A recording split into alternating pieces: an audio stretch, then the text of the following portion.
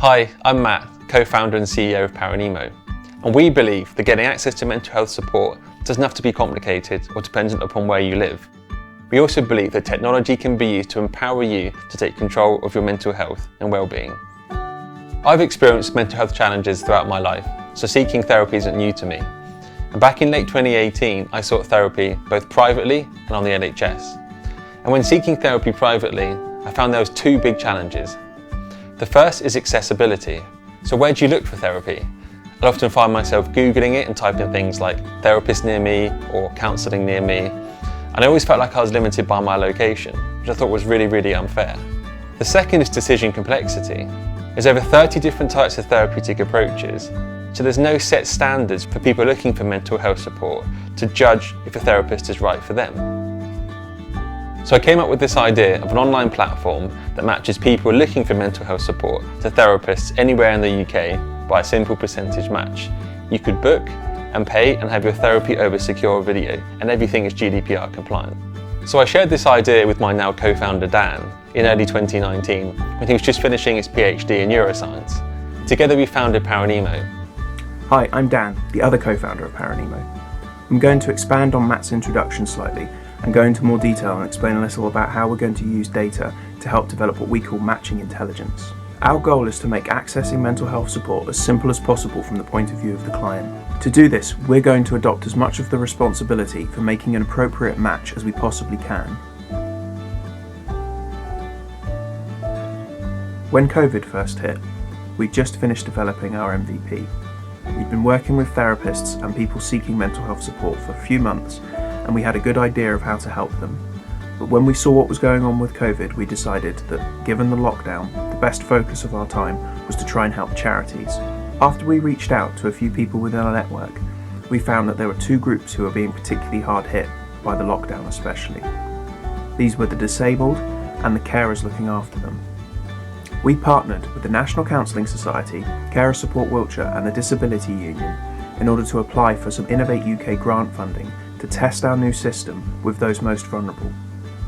We were lucky enough to win the funding with Innovate UK and began our pilot project in October of last year. Our Innovate UK pilot study allowed Carer Support Wiltshire and Disability Union members to access mental health support through our platform. They could test our matching system and see if they found that the therapist they were matched to met their needs. Our goal was to remove all of the unnecessary pieces of information that people have to take into account when trying to find a therapist for the first time. We think that the most important thing in finding a therapist is to find someone A, who can help you with the issues that you care most about, and B, that you'll get on with. The existing systems essentially incentivize therapists to tick every box they can because they want to appear in the biggest number of search results possible, even though from the point of view of the client that's basically useless. If I search stress in a normal directory, I'm going to see every single therapist in the directory listed in an apparently random order. To incentivize therapists to be more specific about what they can help with, we decided to change the question. So rather than asking them what they had experience with or what they can help with, we asked them, who can you help the most?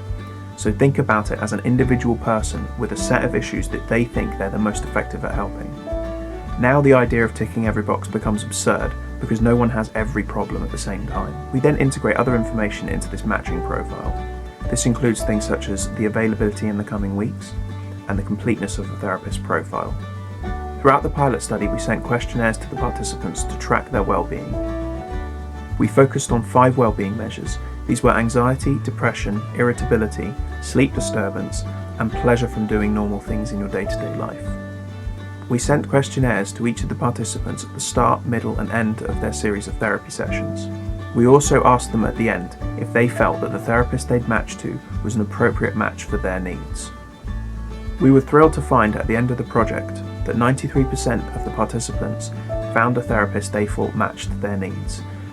Similarly, the therapists reported that the clients that they had were a close match to the things they cared about the most. We also found all 5 of our well-being measures showed an average decrease over the course of our pilot study, with the biggest change being with anxiety and pleasure and interest in doing everyday things. Following on from the success of our Innovate UK project, we realised that charities were going to be our key focus going forward. We're taking an API-first approach and focusing on integrations with external services to try and collect as much information as we can that's relevant to protecting vulnerable people and getting people in front of the support that they need as quickly as possible. Obviously, the most important thing to a charity is to distribute the support they exist to provide. Over the recent months, we've had lots of conversations with charities to understand exactly how we can fit into their mental health solutions.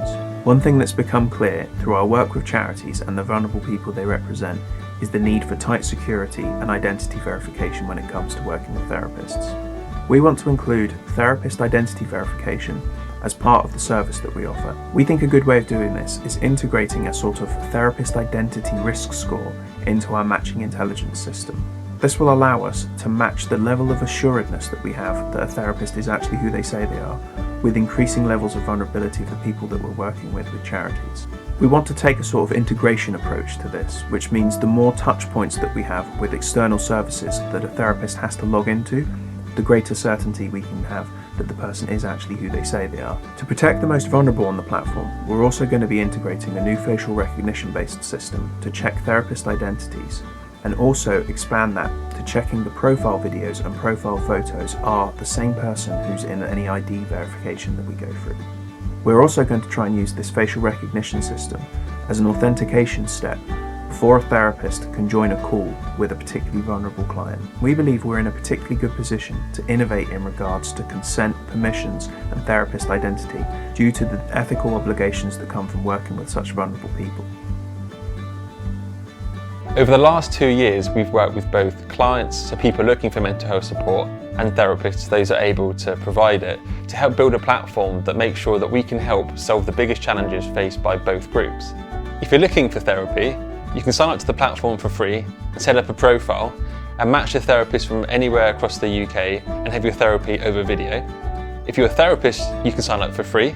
You can onboard with your existing clients to continue to provide therapy, and also match to clients from across the UK to help you grow your therapy practice. We believe that the Paranimo solution is needed now because negative mental health in the UK is only increasing, and our ambition is to help as many people as we can in the UK get access to the mental health support that they need. Together, let's match minds for mental health.